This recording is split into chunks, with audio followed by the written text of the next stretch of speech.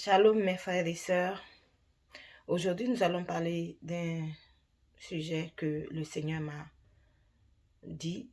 Nous allons parler de l'amour de Dieu. Ce jour-là, il y a quelques jours, j'étais juste là, j'avais mon téléphone à main, je faisais quelque chose d'autre. Et j'ai entendu Jésus-Christ, le Dieu d'amour. Alors, j'ai directement écrit ça et je l'ai gardé pour ne pas l'oublier. Et j'ai commencé à méditer sur ça, à interroger le Saint-Esprit, parce que je me disais, qu'est-ce que j'allais dire par rapport à cette parole. Amen. Et dans mes vidéos précédentes, je vous ai toujours parlé de comment Jésus-Christ nous aime. Il aime tous les hommes. Mais nous allons, avant de parler de l'amour de Dieu manifesté en Christ Jésus, nous allons retourner un peu en arrière dans le livre de Genèse. Au commencement, Dieu créa les cieux et la terre. Dieu a tout créé, même les arbres, tout, et Dieu a créé un jardin et Dieu a créé l'homme. Mais pendant que Dieu a créé plutôt toutes ces choses, il disait c'était bon, tout ça, Dieu trouvait que c'était bon de créer la lumière, les jours, tout ça. Mais Dieu a créé l'homme en disant une parole exceptionnelle. Dieu a dit, créons l'homme à notre image et à notre ressemblance. Dieu a créé les anges, mais les anges ne sont pas créés à l'image de Dieu et à sa ressemblance. Pourquoi Dieu, nous les hommes, il nous a créés à son image et à sa ressemblance? C'est parce qu'il nous aime.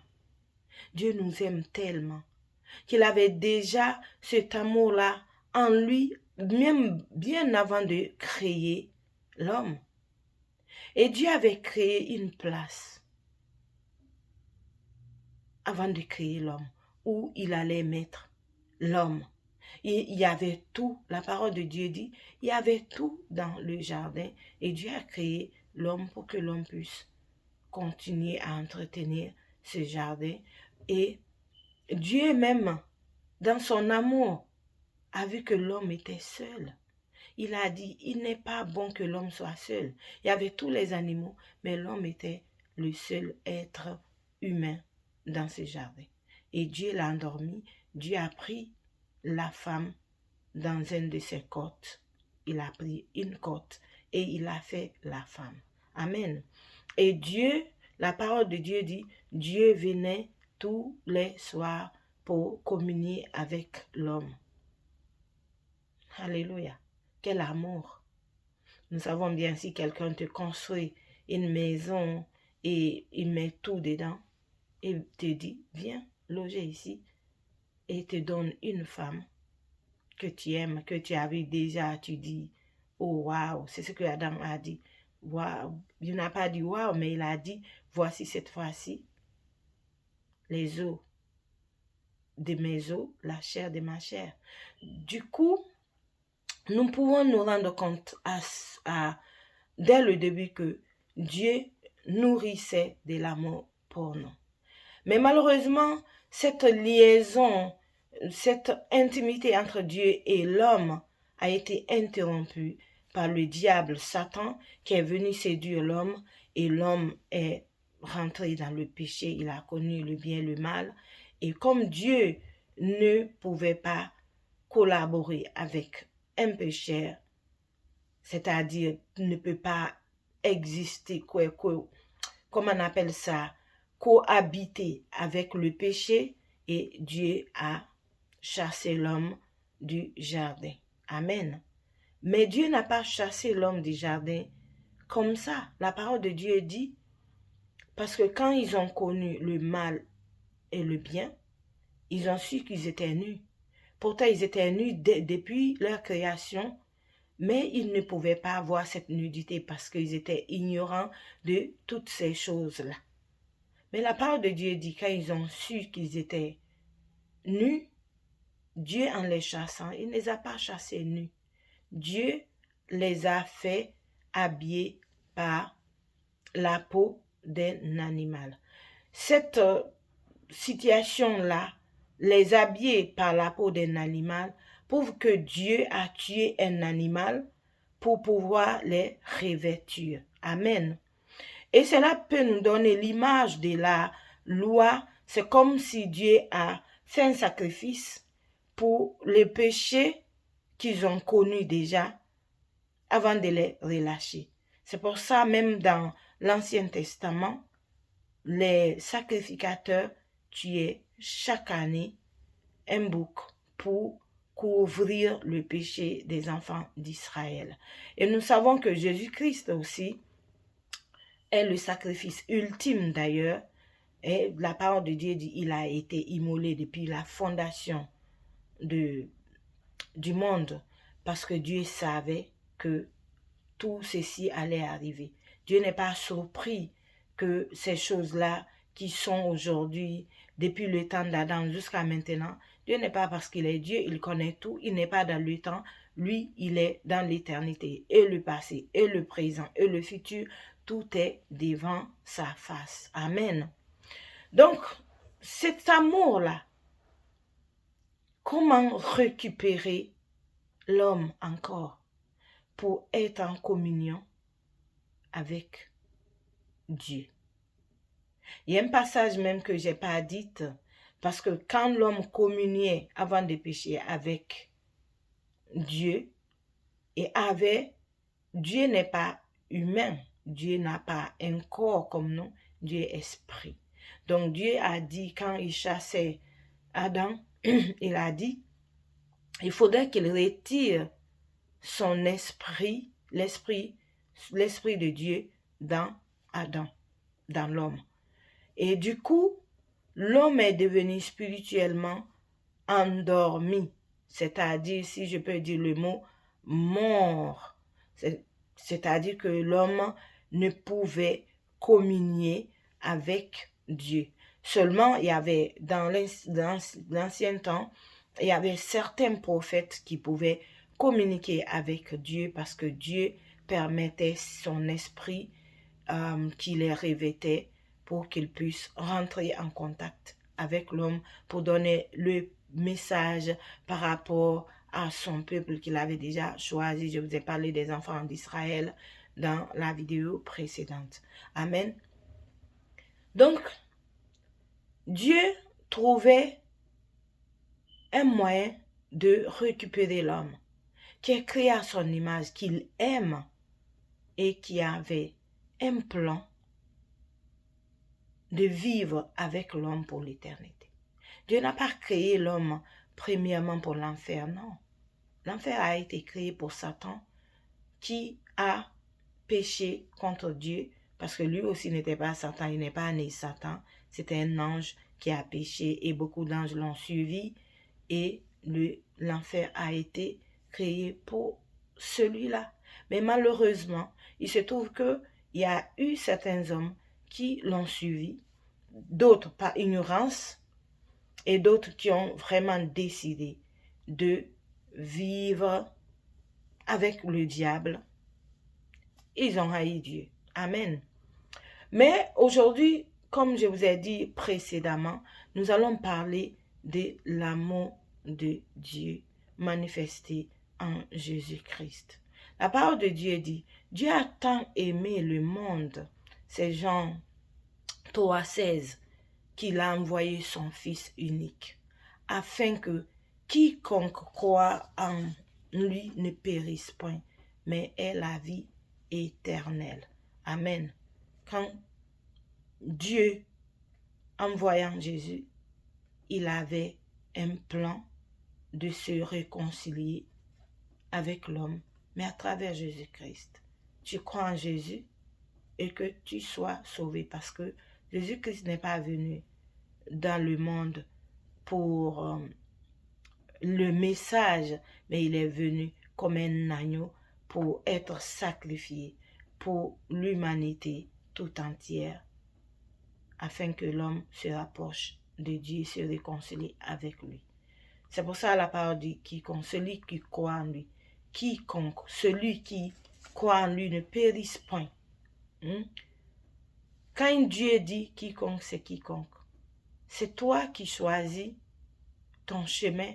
Dieu a dit, voici, je vous mets deux chemins, le bien et le mal. Choisis le bien. Amen.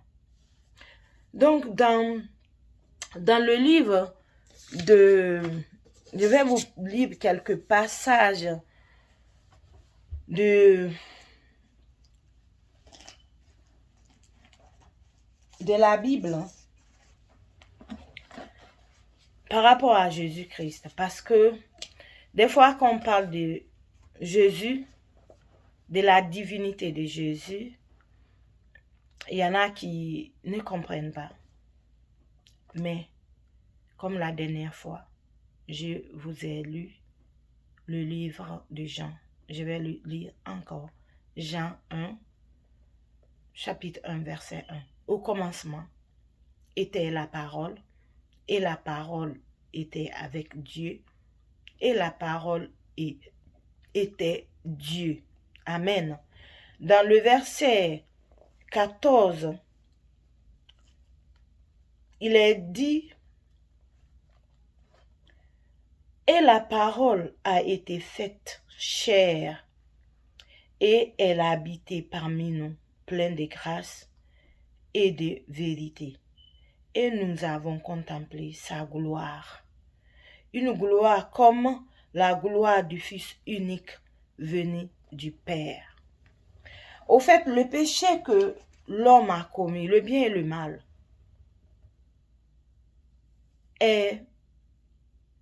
ne pouvait être effacé.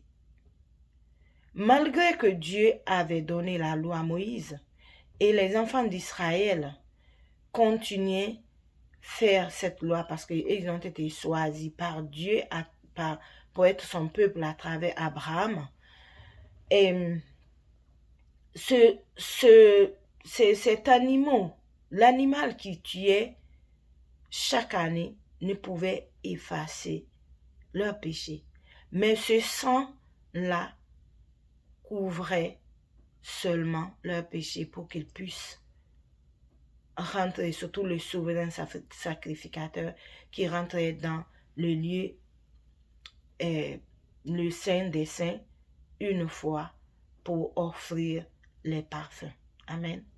Donc Dieu, quand il faisait ça, c'est comme si Dieu ne voyait pas, ce sang-là couvrait leurs péchés. Dieu ne voyait pas leurs péchés. Et cela les permettait de rentrer en communion avec notre Dieu. Alléluia. Mais avec Jésus, Jésus est venu pour faire le sacrifice de sa propre personne. Dieu a envoyé sa parole et la parole a pris chair et la parole est venue pour mourir parce que il y a tellement de mystères dans ça. Nous pouvons l'expliquer, mais les choses de Dieu, c'est la révélation que Dieu te permettra, par la révélation que Dieu te permettra de pouvoir comprendre ce qui s'est passé réellement à la croix de Golgotha. Jésus-Christ était la manifestation physique de Dieu sur terre. Jésus même l'a dit dans Jean 10, verset 30. Moi et le Père, nous sommes un. L'Esprit de Dieu était en lui et était revêtu sur lui. Le Saint-Esprit était pleinement en Jésus. Si nous remarquons le temps de Jésus, il n'y avait pas d'autre prophète. Il y avait un prophète, Jean-Baptiste, avant Jésus, Et dès que Jésus a commencé son ministère, lui était déjà en prison avec Hérode, qu'il a d'ailleurs tué, pour que toute la plénitude du Saint-Esprit soit en Jésus. Amen. Dans Jean 1,4, verset 9, il est dit, « L'amour de Dieu a été manifesté envers nous en ce que Dieu a envoyé son Fils unique dans le monde, afin que nous vivions par lui. » Amen. Qu'est-ce qu'il voulait dire? Comme j'ai dit dans Jean 3, verset 16. La mort et la résurrection de Jésus. D'abord, sa mort nous a effacé le péché. Ce n'est pas couvrir le péché comme avec les enfants d'Israël qui tuaient les animaux pour pouvoir couvrir les péchés. Le sang de Jésus efface les péchés, quel que soit ton péché. Comme la parole de Dieu dit, même quand ton péché est tellement noir comme le cramoisi, le sang de Jésus l'efface complètement. Son sang a effacé nos péchés. Sa mort à la croix et sa résurrection au troisième jour nous a donné la vie éternelle. Si Jésus n'était pas ressuscité, on n'allait pas parler de vie éternelle pour les hommes sauvés par Jésus et avoir la vie éternelle. C'est sa résurrection qui nous a donné la vie. Amen. Son sang a effacé nos péchés. Sa mort et sa résurrection nous a donné la vie éternelle. C'est ce que Jean veut nous dire ici dans 1 Jean 4, verset 9. Dieu a envoyé son Fils afin que nous vivions par lui. N'oubliez pas, au début, j'ai dit, Dieu avait retiré son esprit sur Adam, il les a chassés du jardin parce que il avait dit, il ne faut pas que son esprit soit dans l'homme. Et l'homme est spirituellement mort.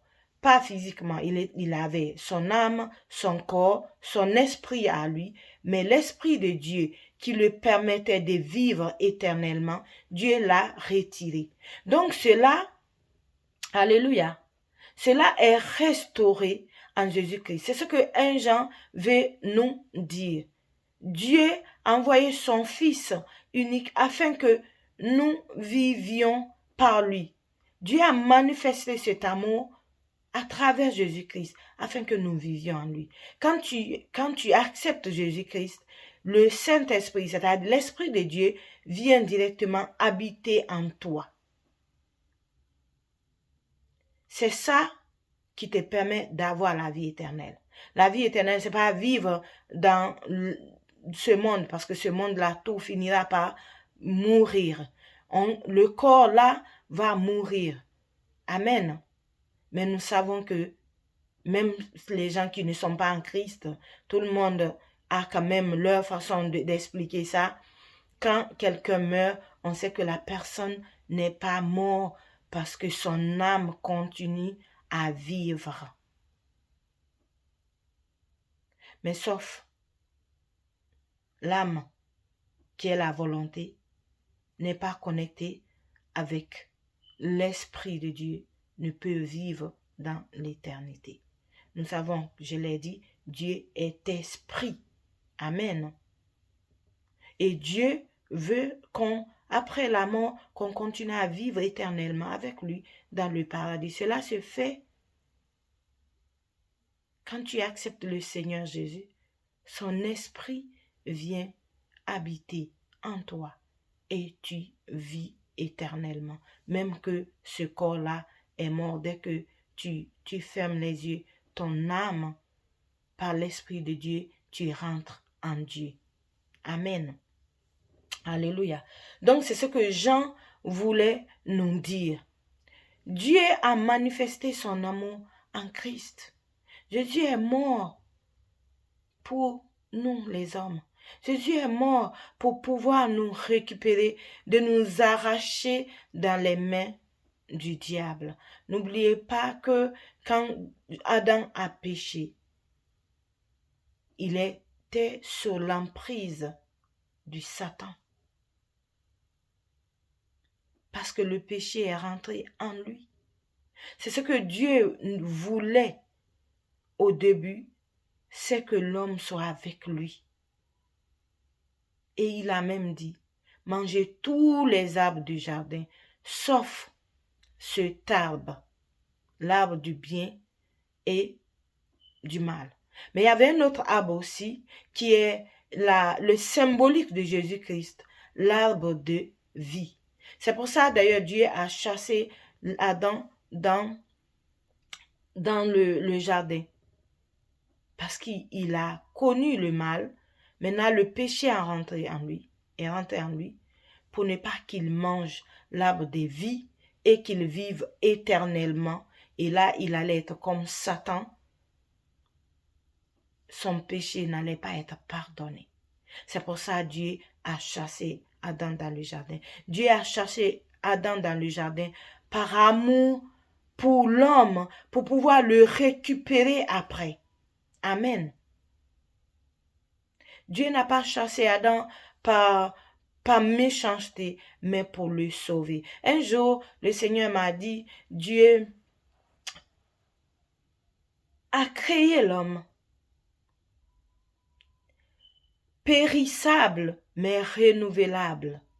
Cette parole, je l'ai écrite, cela a trottiné dans ma tête. Parce que moi, quand le Seigneur me donne quelque chose, j'écris. Et je me dis, Dieu a créé l'homme périssable, mais renouvelable. Oui, nous voyons même dans les guérisons, des miracles. Il y a des personnes que les pronostics sont là. On dit que, par exemple, la personne a le cancer de foie, cancer de quoi, je ne sais. Mais on voit que tout est déjà fini. On dit c'est fini, tu vas mourir dans tel jour. Et nous voyons que avec la prière des hommes puissants dans lesquels le Saint-Esprit opère en eux, prie et Dieu renouvelle cela. Des personnes même qui ne marchaient pas, leurs pieds se redressent et marchent. Des personnes qui n'ont pas de trompe ou qui n'ont même pas de l'utérus, qui ont enfanté. Parce que l'homme est périssable, oui, ce corps, mais renouvelable. Ce corps-là, Dieu a renouvelé. Même aussi, si je peux dire, renouvelé par son esprit. Il nous redonne la vie quand on accepte Jésus, la vie spirituelle pour communier avec lui. C'est pour ça qu'il a mis Adam et Ève hors du jardin pour les empêcher de manger cet arbre de vie qui allait les conduire dans le péché éternel. C'est-à-dire que tous les enfants, et même nous, on n'allait pas être sauvés aujourd'hui. C'est pour ça Dieu avait fermé d'ailleurs le jardin, les chassés, j'allais dire, et même envoyé des chérubins pour garder la rentrée du jardin, pour que Adam ne vienne pas et Ève ne vienne pas rentrer à l'intérieur pour probablement manger cet arbre de vie.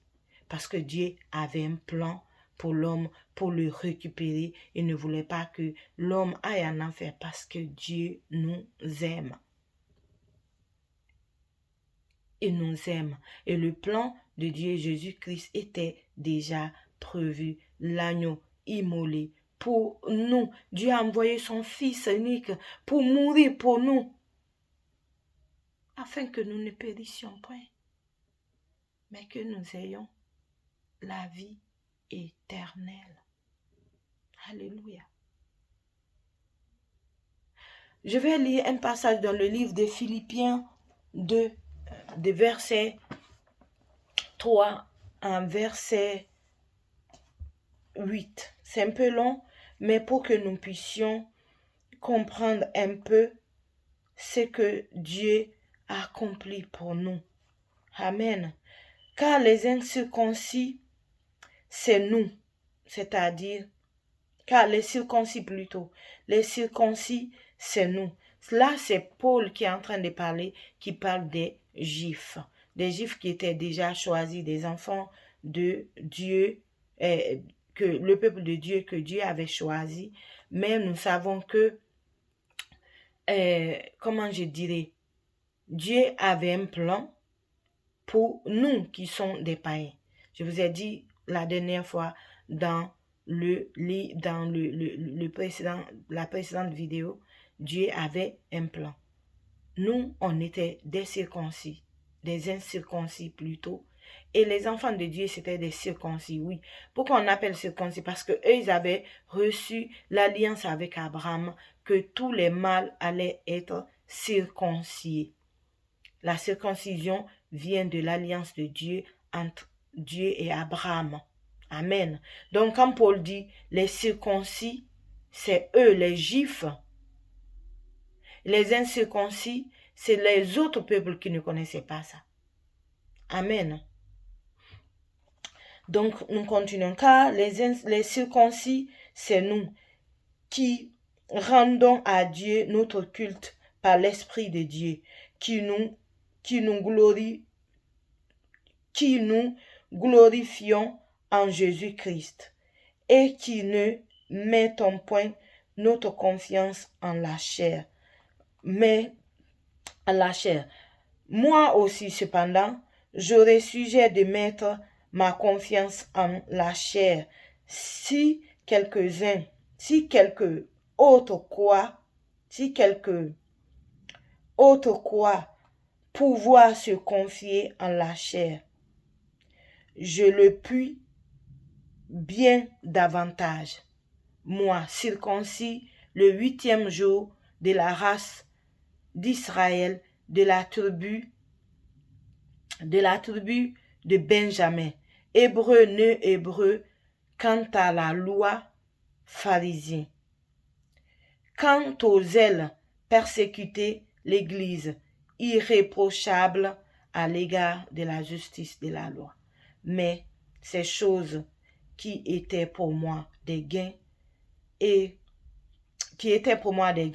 je les ai regardées comme une perte à cause de Christ. Et je regarde toutes choses comme une perte à cause de l'excellence de la connaissance de Jésus-Christ, mon Seigneur, pour lequel j'ai renoncé à tout et je l'ai regardé comme de la boue afin de gagner Christ. Amen. Qu'est-ce que Paul voulait dire ici? Paul est un juif. Amen.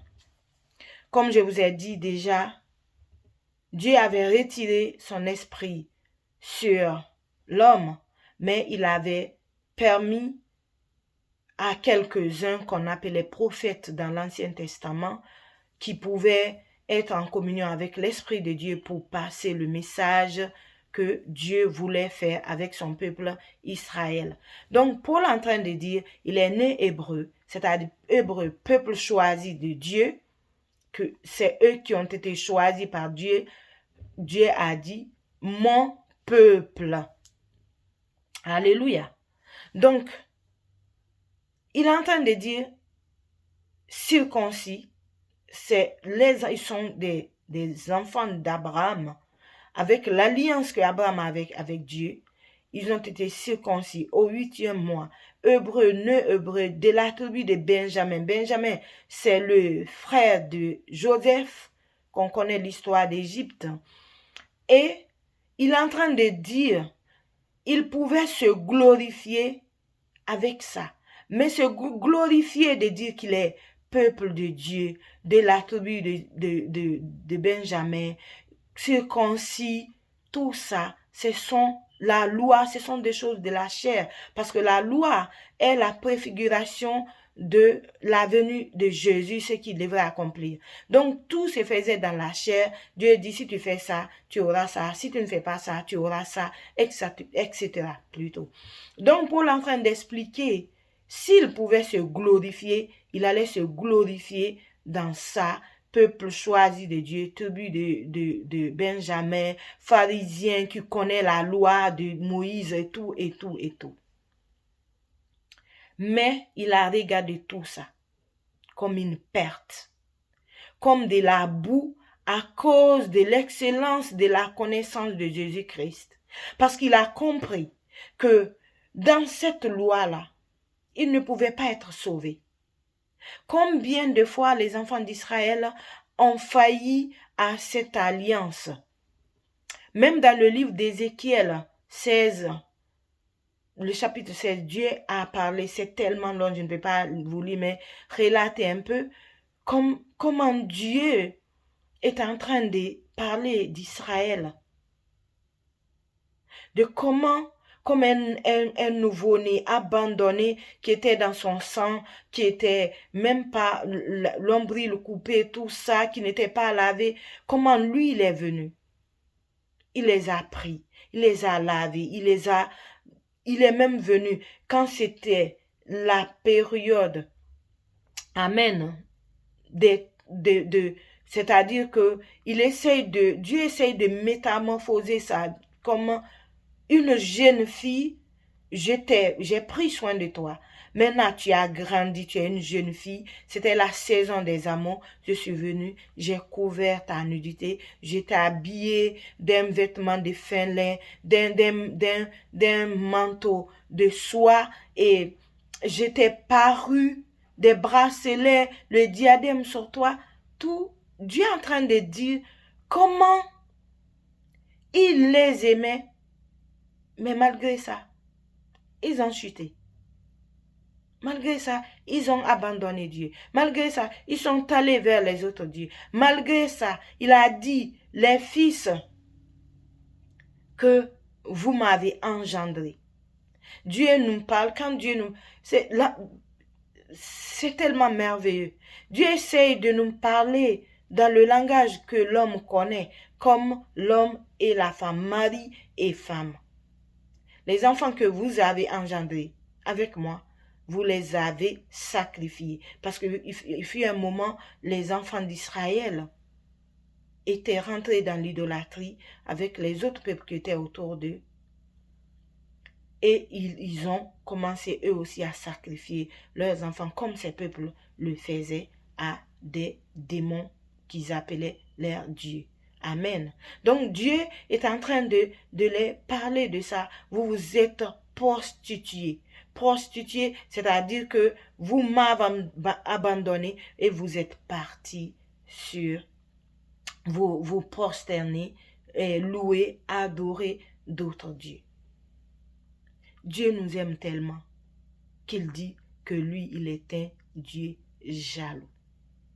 Pourquoi il parle de la prostitution? C'est l'image de dire que quand tu es marié à quelqu'un, amen, et tu le trompes, tu t'es prostitué. Tu abandonnes ton mari pour aller avec une autre personne. Donc Dieu, son amour pour l'homme, il essaye de nous faire comprendre combien de fois il nous aime. Il nous voit comme la relation entre Dieu et l'homme. Dieu m'a dit une fois, la relation chrétienne entre Dieu, les gens qui ont accepté Jésus-Christ comme leur Seigneur Sauveur. Dieu dit, ce n'est pas une religion. Le Seigneur m'a dit, c'est une histoire d'amour entre l'homme et Dieu. Au-delà de la pensée humaine, voir ce mystère-là, on le saura quand on sera dans le ciel. Mais Dieu nous parle comme il dit, Jésus-Christ est venu prendre son église, l'épouse. L'église qui est l'épouse et Jésus-Christ qui est notre fiancé pour aller faire l'annonce de l'agneau au ciel pendant 7 ans. Dieu nous parle toujours de cette image d'amour, de relations entre homme et la femme, d'intimité. Ça n'a rien à voir de la sexualité, mais c'est au-delà de l'intimité que l'homme peut penser, parce que nous, l'intimité entre homme et la femme, c'est la sexualité, mais pour Dieu, c'est au-delà de cette sexualité. Dieu nous aime et nous exprime cet amour-là pour imager la relation que nous connaissons dans ce corps, pour dire qu'il nous aime. Donc, Paul, ce mystère-là, c'est comme s'il a percé quelque chose de plus profond qu'il ne peut même l'écrire. Mais pour dire que tout ce que je connaissais là de Dieu, je connaissais déjà le Saint-Esprit, parce qu'il y avait les prophètes.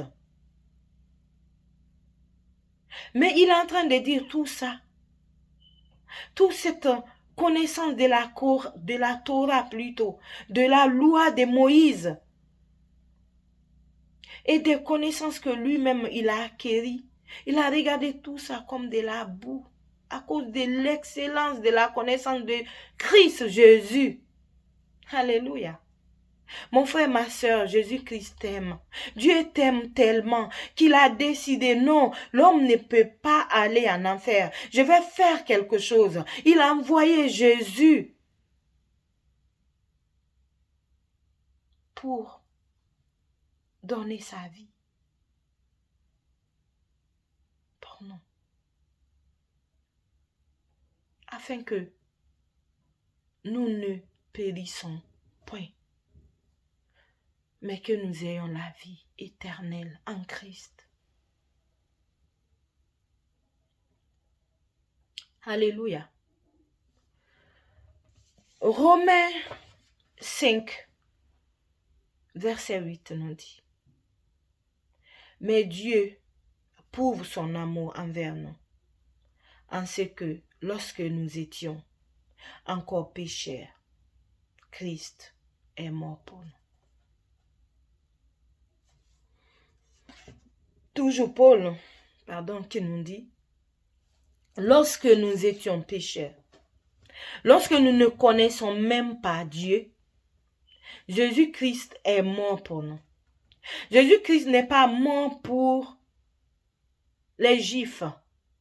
Jésus-Christ est mort pour l'humanité tout entière. La parole de Dieu dit, quand Jésus a expié, il a rendu l'esprit, il a dit, Père, je donne mon esprit entre tes mains. La terre a tremblé. Le ciel s'est assombri. Et le rideau qui sépare, parce que le temple de Dieu, avec les Juifs, la loi de Moïse, il y avait le lieu, il y a le parvis, il y avait le lieu saint, il y avait le lieu très saint où se trouvait l'arche, où la gloire de Dieu venait chaque fois. Amen. Ce lieu-là, qu'on appelle le lieu très saint, et le lieu saint, c'était séparé par un rideau. La parole de Dieu dit, quand Jésus a donné son dernier souffle, ce rideau-là a été déchiré de haut en bas.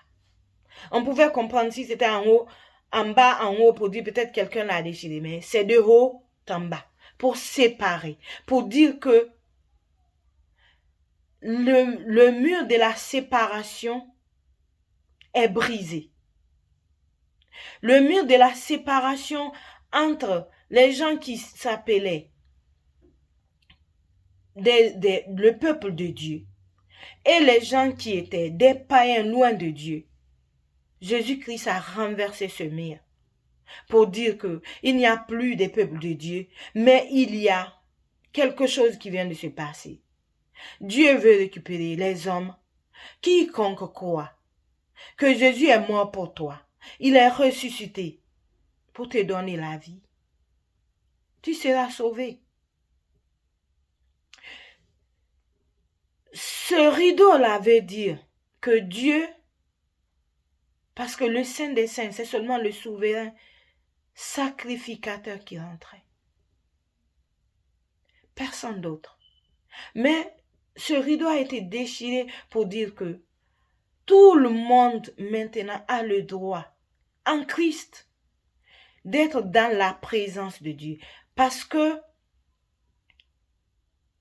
cet endroit-là, c'est là où Dieu venait et que personne ne pouvait entrer, sauf une seule personne. Mais quand c'est déchiré, ce lieu est mis à nu. C'est-à-dire Jésus, par son sang, a enlevé ce rideau pour dire que voici, vous pouvez venir auprès de Dieu, auprès du Père, par moi. C'est pour ça qu'il a dit, je suis le chemin, la vérité et la vie. Personne ne peut venir au Père sans passer par moi. Si tu veux accéder à ce lieu très saint où se trouve Dieu, tu dois passer par Christ. Parce que c'est sa mort qui a déchiré ce rideau. Alléluia. Tu ne peux accéder à Dieu que par Jésus, qui a donné son sang divin.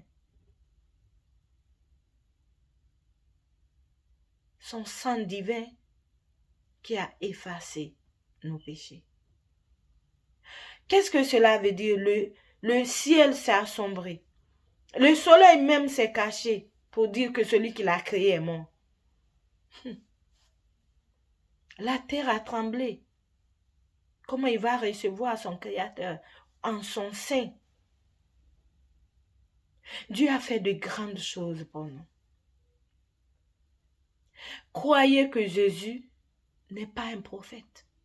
Jésus, Christ, 100% homme, 100% Dieu. Dieu c'est juste parce que l'esprit ne peut être sur la terre. Même nous, on a un esprit. Si on était resté esprit et âme, qui pourra nous voir? Moi, j'ai perdu ma mère, mais je sais qu'elle n'est pas complètement morte. C'est son corps qui a été enterré. Nous, on le sait. Son esprit, son âme est là, mais qui peut voir l'âme? Mais on voit ça dans le corps. Je suis en train de parler. Mais celui qui parle à moi, personne ne voit ça. Vous voyez mon corps. Mais ce corps est mortel.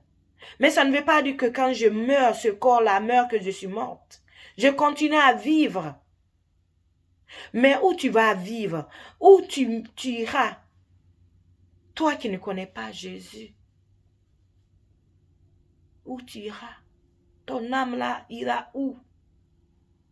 Mais en Jésus-Christ, tu as l'assurance. Parce qu'il a dit, je trouve ce verset, si je l'ai ici, que celui qui croit en lui, même s'il meurt, je ne l'ai pas là, même s'il meurt, il vivra. Que celui qui croit en lui, même s'il parvient à mourir, c'est-à-dire cette mort physique, tu vivras par lui, par sa vie qu'il a donnée pour toi, si tu crois en lui. Si tu crois en lui, tu vivras par lui. Alléluia. Jean 10, verset 10. Jésus dit, le voleur ne vient que pour dérober, égorger et détruire.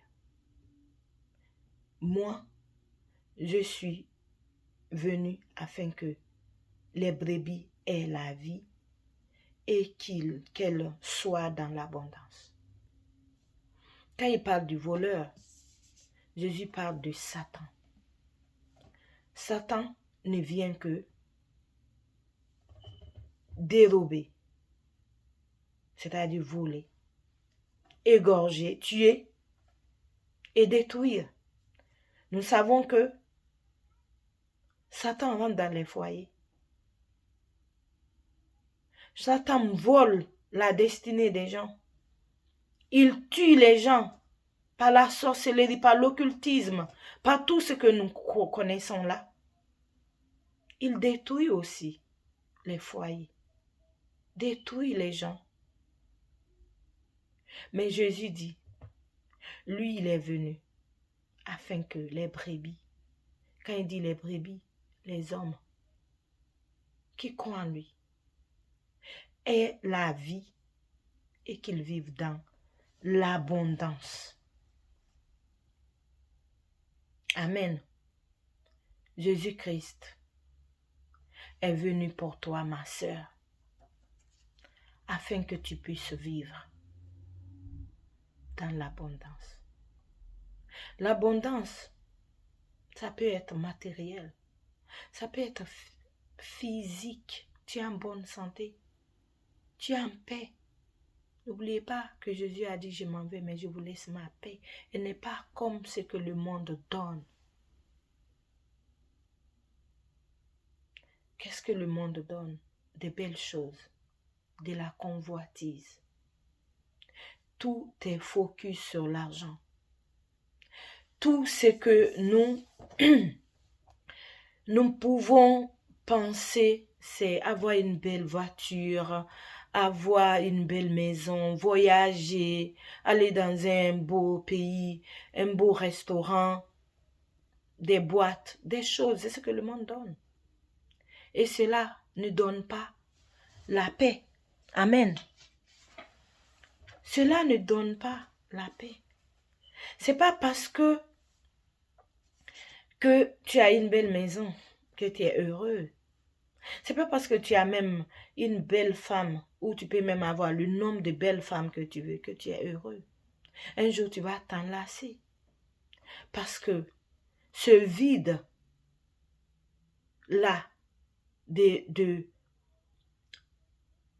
la gloire de Dieu, l'homme recherche. La parole de Dieu dit, tous ont péché et ont été privés de la gloire de Dieu. Dieu nous a créés afin que nous soyons avec lui. Quand tu n'es pas avec Dieu, tu as une sorte de vide en toi et personne ne peut combler, rien ne peut combler ça, sauf Dieu lui-même. Sa présence qui peut combler cela. Il y a des gens qui ont l'argent mais ils ne sont pas heureux. Il y a des gens qui ont de belles voitures, tout ce que tu peux imaginer, mais ils ne sont pas heureux. Parce que Dieu n'est pas dans leur vie. C'est Dieu qui donne le bonheur à travers Jésus-Christ. Jésus n'a pas dit que tu ne peux pas avoir la persécution, que tu ne peux pas avoir des problèmes. Mais il te rassure d'une chose, même si tu as des problèmes,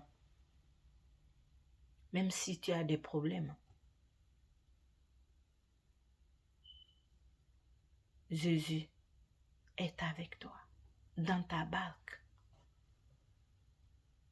Et s'il dort, réveille-le, parce qu'il se lèvera pour menacer la tempête et le vent.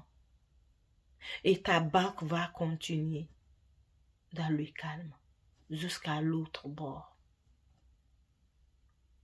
Jésus t'aime, mon frère. Jésus t'aime, ma sœur. Jésus veut que tu vives l'abondance qu'il a dit. Il est venu afin que les brebis ont l'abondance.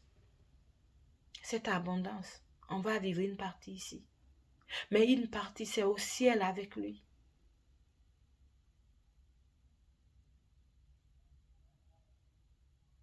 Alléluia. Dans le livre d'Éphésiens 3, verset 19. et connaître l'amour de Christ qui surpasse toute connaissance, en sorte que vous soyez remplis jusqu'à toute la plénitude de Dieu. C'est ce que je vous ai dit un peu plus haut. Être rempli de la plénitude de Dieu, c'est avoir Dieu en nous. C'est peut-être, il y en a qui vont dire comment ça, Dieu en moi. Dieu est esprit. Dieu nous a créés à son image, n'oubliez pas, à sa ressemblance. Donc, il peut être en nous. Il a prévu ça depuis avant de créer l'homme. Créer l'homme à notre image et à notre ressemblance. C'est pour ça que je l'ai dit plus tôt. Quand tu acceptes Jésus-Christ, l'Esprit de Dieu vient habiter en toi. Le Saint-Esprit qui te conduit. Et même quand tu fais des choses qui ne sont pas des choses qui ne glorifient pas Dieu, le Saint-Esprit te dit, calmement, tu as péché, abandonne ça. Il te conduit, fais ça aujourd'hui, ne fais pas aujourd'hui, lève-toi, va prier, déclare ça, lis ceci. Dieu est en nous. La parole de Dieu dit, c'est encore Paul qui l'a dit, parce que lui, il avait compris tellement de choses de Christ. Il dit, Christ en moi, l'espoir de la gloire. Il dit, ce n'est plus moi qui vis, c'est Christ qui vit en moi. Christ qui vit en moi. Alléluia.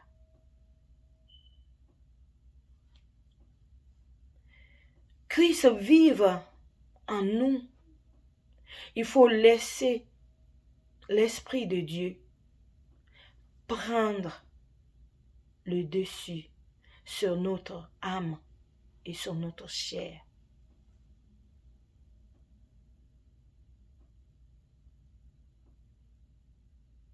Pour que Christ soit formé en nous.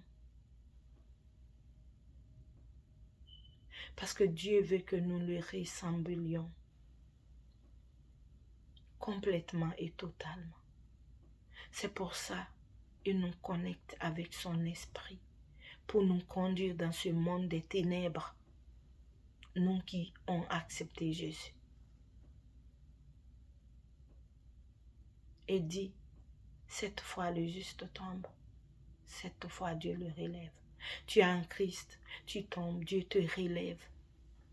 Parce qu'il ne te voit pas toi, mais il voit celui qui a accompli toutes choses pour toi. Celui qui t'a aimé.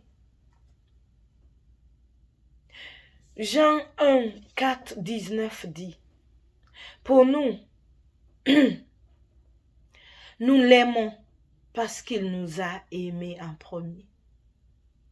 Il y a un chanteur congolais que j'aime, un pasteur chante, qui dit dans son chant, comment je ne répondrai pas à un amour qui a été conjugué en ma faveur. Jésus est déjà venu lorsque nous étions pécheurs. Nous ne pouvons même pas penser à Dieu. Il a accompli cela afin que nous puissions être avec lui. Il nous a aimés en premier. Un amour qu'on ne peut décrire. Même si je vous explique ça aujourd'hui avec les mots pardon, que le Saint-Esprit a déposé dans mon cœur, c'est tellement difficile pour un homme d'expliquer les choses que Dieu ressent pour nous. Dieu nous aime tellement. Dieu nous aime tellement.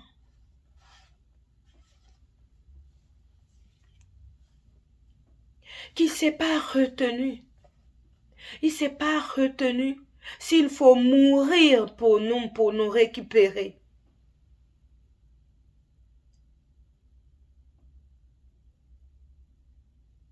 Et c'est pour ça que Jésus est venu. Pour mourir.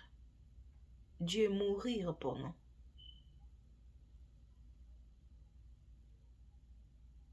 Par amour. Par amour.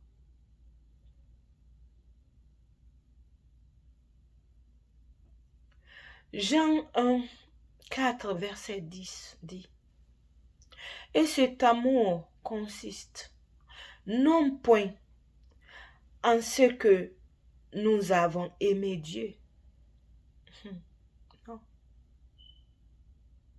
mais en ce qu'il nous a aimés et a envoyé son Fils comme victime expiatoire pour nos péchés. C'est tout ce que je vous disais. Et puis,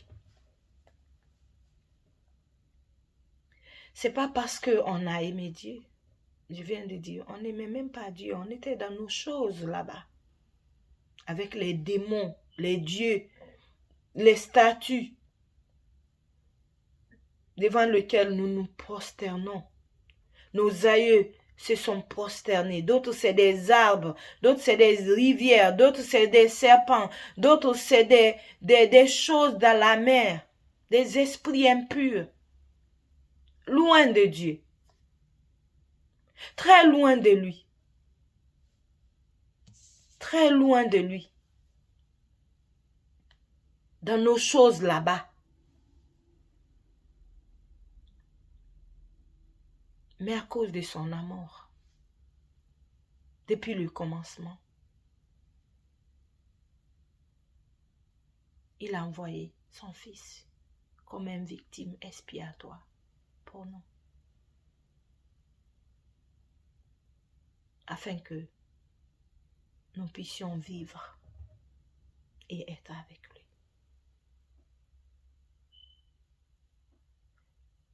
Est-ce qu'un père biologique peut faire ça pour nous? Est-ce qu'une mère, quel que soit son amour, peut faire ça pour nous? Est-ce qu'un mari peut faire ça pour nous? Est-ce qu'un enfant peut faire ça pour sa mère ou son père?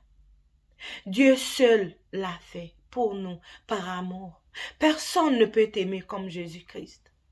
Personne dans ce monde à venir ou passé ne peut aimer comme Jésus a aimé. Et il t'aime, mon frère, ma soeur. Il veut que tu vives. Après, parce que ce corps est mortel. Mais quand tu fermeras tes yeux, qu'il te tienne la main, viens, rentre dans ma gloire. Veux-tu recevoir cet amour-là aujourd'hui? Cet amour-là qui est là disponible, qui n'attend que tu fasses le premier pas. Fais ce pas aujourd'hui, mon frère. Fais ce pas aujourd'hui, ma sœur. Vous savez, j'ai connu le Seigneur en 2017. Peut-être un jour, je parlerai de toute mon histoire, comment j'ai rencontré le Seigneur jusqu'ici et tout ce qu'il a fait pour moi quand le Saint-Esprit me permettra de parler de tout ça. J'avais accepté le Seigneur, mais je ne connaissais pas cet amour de Dieu.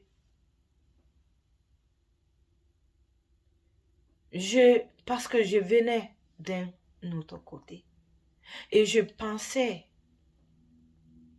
que c'était le même fonctionnement. Oui, Dieu, il est rigoureux, il est juste, mais il est amour. Ce n'est pas qu'il a de l'amour, il est amour lui-même, c'est sa nature. Et un jour, Le Seigneur a essayé de me dire qu'il m'aimait. Je ne comprenais pas ça. Je lisais, il m'a parlé dans le livre des Cantiques. Et je ne comprenais pas cela. Jusqu'à ce que j'en parlais à mon pasteur, qui m'a dit, le Seigneur est en train de te dire qu'il t'aime. Et ce jour-là, il m'a dit, le Seigneur veut dire combien de fois il t'aime. Et j'ai tellement pleuré. J'ai pleuré, j'étais dans ma voiture et je me disais, qu'est-ce que j'ai fait pour qu'il m'aime comme ça? Mais rien. C'est ce que ce verset-là nous révèle. Rien. Ce n'est pas parce qu'on l'aimait. C'est parce que lui nous a aimés. Et malgré ça, je n'avais pas compris vraiment, mon frère et ma soeur. J'aimerais que vous compreniez. Jésus-Christ n'est pas seulement sauveur, mais c'est quelqu'un qui vous aime d'un amour inconditionnel, inexplicable.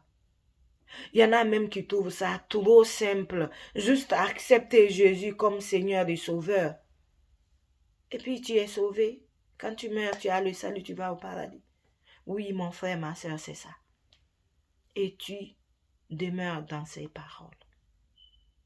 Tu l'acceptes, tu demeures dans sa parole. Et un jour, Dieu m'a dit qu'il m'aimait aussi. J'ai entendu ça. J'étais assise. J'avais un enfant sur mon pied.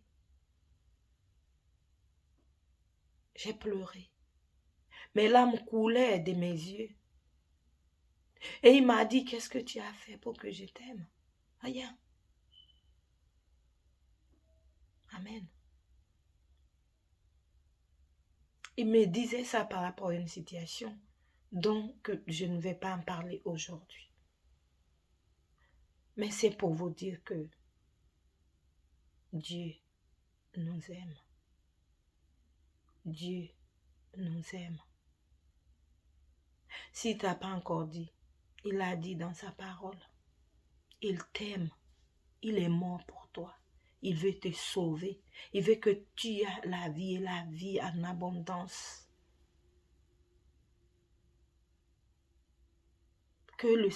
Il ne veut pas que Satan te ravit et que vers la fin tu vois que c'est trop tard. Il n'y a rien à faire.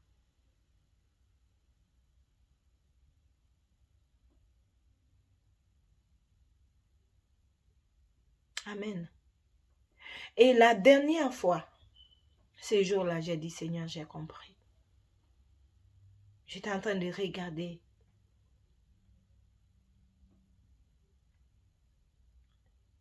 une émission chrétienne avec la prière. Et soudainement, j'ai commencé à sentir la présence de Dieu. Et le Seigneur me dit, tu veux ressentir combien de fois je t'aime? Tu veux sentir ça? Et mon frère, ma soeur, Dieu est Dieu. Au début, j'ai commencé à sentir ça, mais c'était comme si je ne pouvais plus respirer. Je criais seulement, Seigneur, arrête, Seigneur, arrête, j'ai compris, arrête, parce que il m'a dit qu'il m'aimait plusieurs fois et je n'avais pas compris ça. Parce que j'étais toujours dans la lamentation, comme si j'avais personne. Et Dieu est en train de me dire, même si personne ne t'aime, moi je t'aime. Moi je t'aime. Et il t'aime. Même si personne ne t'aime, même si tu es dans ta famille ne t'aime pas, tu es au milieu des gens qui ne t'aiment pas, on te rejette. Jésus-Christ t'aime. Donne-lui ta vie aujourd'hui. Avance vers lui aujourd'hui pour recevoir cet amour inébranlable. Personne ne pourra nous séparer de l'amour de Dieu manifesté en Jésus-Christ. Si tu as entendu ces paroles, où tu es, répète ça. Dis, Seigneur Jésus, j'ai entendu ta parole. Jusqu'ici, j'ai peut-être entendu parler de toi, mais je ne savais pas que tu m'aimais à tel point. Je reçois ton amour là aujourd'hui. Pardonne mes péchés. Écris mon nom dans le livre des vies. Sois mon Seigneur et mon Sauveur personnel. Merci Seigneur pour ton amour. Merci pour ton sang qui a effacé mes péchés. Merci pour ta vie qui m'a donné, qui me donne maintenant la vie éternelle. Que ton nom soit béni. Au nom de Jésus-Christ, nous avons ainsi prié. Amen. Mon frère et ma sœur, c'est ce que j'avais à partager aujourd'hui. Je m'excuse pour ma voix. Et toi qui es chrétien, peut-être que tu es chrétien, tu crois en Jésus, mais tu n'as pas encore compris cet amour-là du Seigneur. Reçois-la aujourd'hui. Reçois cet amour. Père Dieu de gloire, je prie pour ta fille et ton fils qui t'ont accepté, mais dans leur cœur, qui se disent, quand je vais mourir, je vais aller au ciel, mais ils ne comprennent pas cet amour-là que tu as pour eux. Seigneur, ouvre leurs yeux, fais tomber les voiles dans les yeux, que les écailles tombent de leurs yeux et qu'ils comprennent comme tu m'as fait comprendre que tu m'aimais, qu'ils puissent comprendre, Seigneur, par ton esprit, Saint-Esprit, manifeste-toi dans leur vie et qu'ils puissent recevoir cet amour-là que tu as pour eux, Seigneur Jésus, et qu'ils puissent comprendre qu'ils ne sont pas seuls, qu'ils ne t'ont pas seulement accepté comme Seigneur et Sauveur, mais qu'ils ont un Dieu qui les aime, un Père qui les aime plus que tout, qui a accepté de mourir pour eux. Merci Seigneur parce qu'ils reçoivent ton amour comme je l'ai reçu. Et aujourd'hui, mon cœur est dans la paix parce que je sais que quelqu'un de plus grand au-dessus de tout même, que eux aussi reçoivent cette révélation, que tu les aimes, toi qui es le Dieu très haut. Au nom de Jésus-Christ, j'ai ainsi prié. Amen. Mon frère, ma soeur, merci. Que Dieu vous bénisse. Shalom.